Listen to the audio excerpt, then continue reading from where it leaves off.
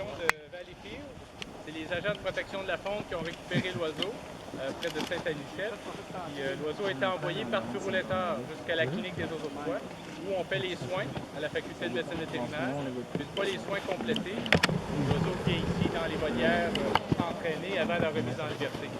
Cet oiseau-là souffrait d'une fracture de son aile. Il y avait une fracture à l'aile.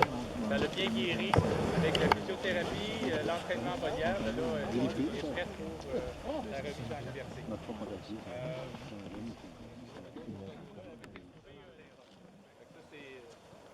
C'est une bonne saison. C'est un oiseau, c'est une bonne année pour en voir.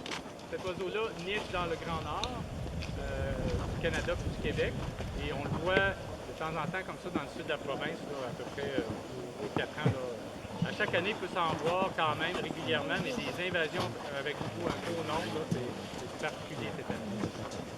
Quand on fait des remises en liberté, on en profite pour remercier des gens qui nous aident ou il y a des gens qui vont miser pour une remise en liberté, c'est-à-dire qu'on fait des encans et on peut donner des sous pour vivre l'expérience de relâcher l'oiseau. Et pendant un souper bénéfice, on fait un encan comme ça. Là, il y a une personne qui est ici aujourd'hui qui avait misé sur la remise en liberté d'un oiseau.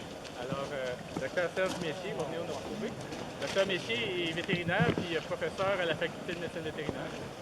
Puis, il est membre aussi du conseil d'administration. Puis, malgré tout ce bénévolat-là, il a misé pour une remise en liberté.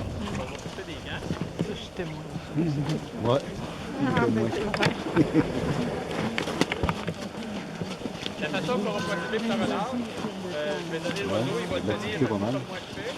On va faire quelques pas de pique. Puis après ça, on va procéder à la remise en liberté. Je vais compter 1, 2, 3 go. Puis à go, il va donner.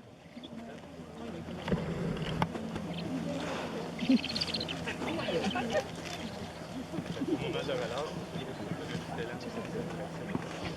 Le blanc.